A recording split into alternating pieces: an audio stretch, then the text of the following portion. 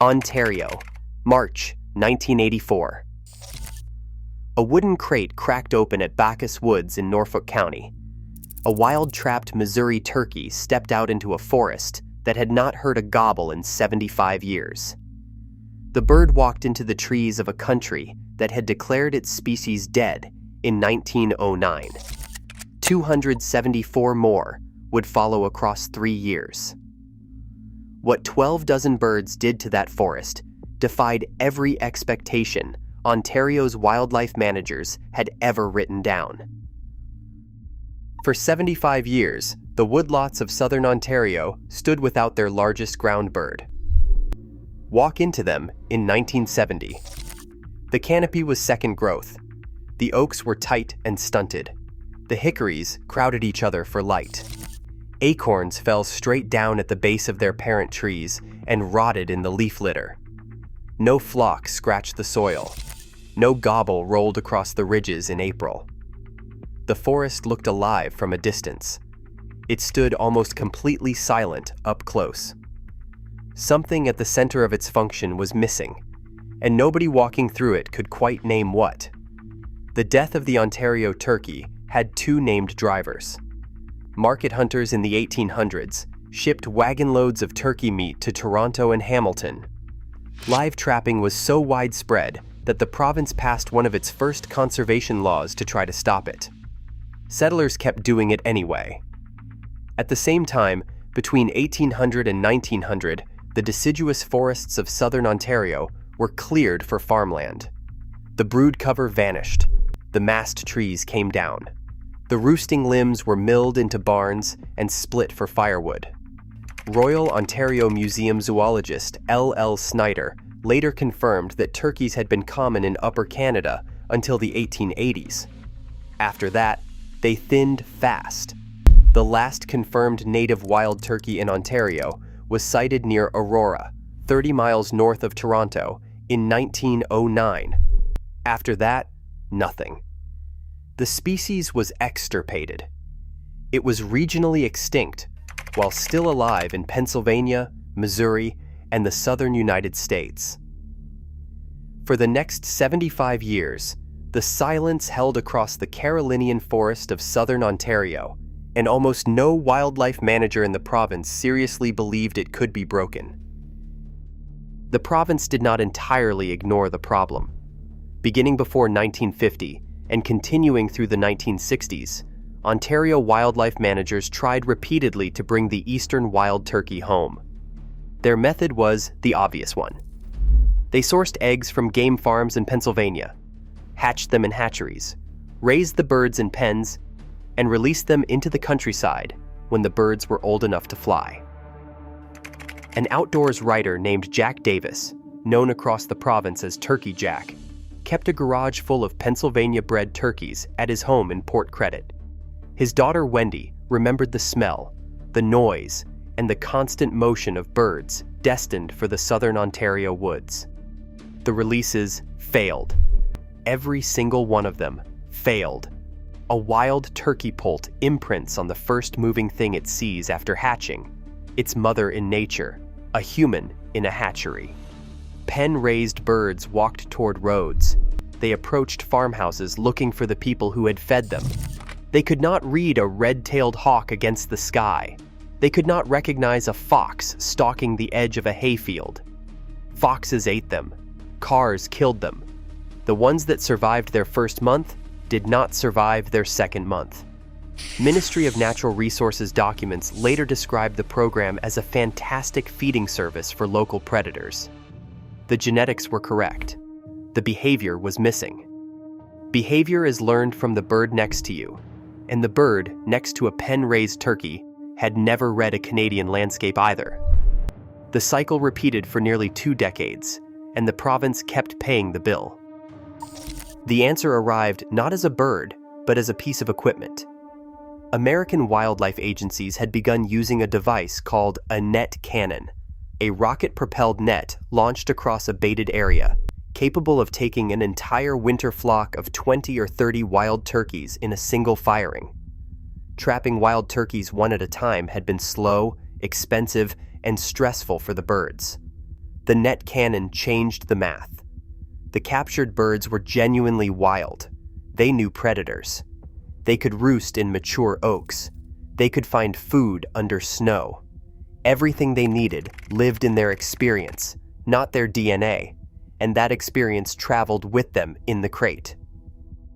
In 1983, the Ontario Ministry of Natural Resources formed a Wild Turkey Reintroduction Steering Committee and began negotiating with American state agencies. The province had no cash. It had wildlife. Ontario shipped 10 moose to Michigan. It sent river otters to Missouri and Nebraska. It crated up ruffed grouse and gray partridges for New York. The province flew in wild turkey specialist James Pack of West Virginia to assess habitat suitability across the Carolinian forest zone of southern Ontario.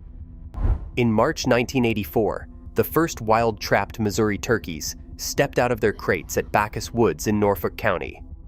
By 1987, 274 eastern wild turkeys had crossed the border from Missouri, Iowa, Michigan, New York, Vermont, New Jersey, and Tennessee.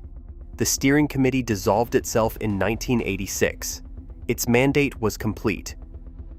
The birds, it turned out, needed very little further assistance from the humans who had brought them home. What those birds did to the forest floor was where the story stopped following the script. A wild turkey does not pluck seeds delicately. It scratches.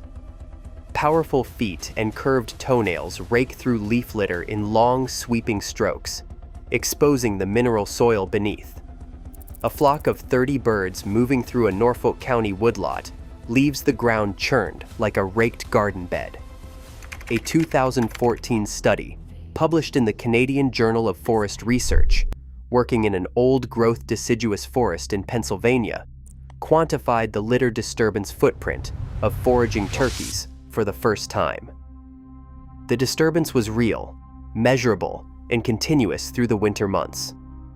At high flock densities, the leaf litter that many forest invertebrates depend on was disrupted enough to alter the communities living within it.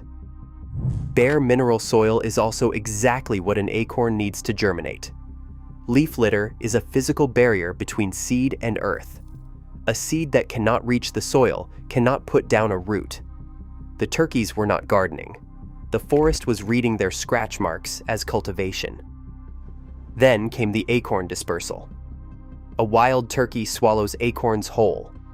Some pass through the digestive tract incompletely, embryo intact, deposited far from the parent oak with a small packet of fertilizer attached. Blue jays cache acorns short distances. Squirrels bury them within meters of the source. For medium-distance acorn movement across the oak-hickory forests of southern Ontario, the eastern wild turkey had been the primary carrier for thousands of years. For 75 years, that function had been switched off, and the oaks of the Carolinian zone had been standing under their own canopies waiting. The numbers came fast. By 2007, the Ministry of Natural Resources estimated 70,000 wild turkeys across Ontario. Recent provincial estimates suggest the population may now exceed 100,000. The range now extends north to Lake Nipissing and east beyond Trenton, beyond the species' pre-settlement boundary in the province. Between 1985 and 2005, 4,400 Ontario-born turkeys were trapped and transferred to 275 new release sites within the province, no longer drawing on American stock at all. The birds had become the source. Jennifer Baichi, a PhD researcher at Trent University studying turkey social structure, documented the modern trapping methodology, locating a winter flock, mapping its daily route, baiting a corn line into a frozen field, and firing the net cannon just after dawn when the birds arrived to feed. Not everyone in the province welcomed them back. In the Outaouais region of western Quebec, Stéphane Allery, vice president of the Union of Agricultural Producers, lost 2 tons of wheat when wild turkeys ate through 10% of his 20-acre field. Some farmers in the region have abandoned grain production altogether and switched to crops the birds will not touch. The Ontario Federation of Agriculture has documented complaints across the southern half of the province.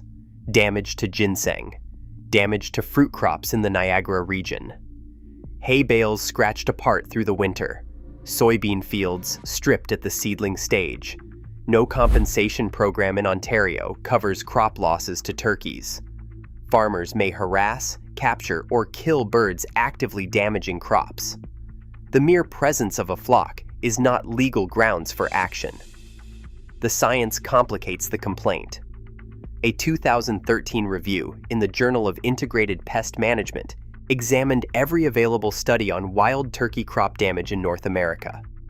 In Wisconsin, only 3% of surveyed farmers reported losses above $950.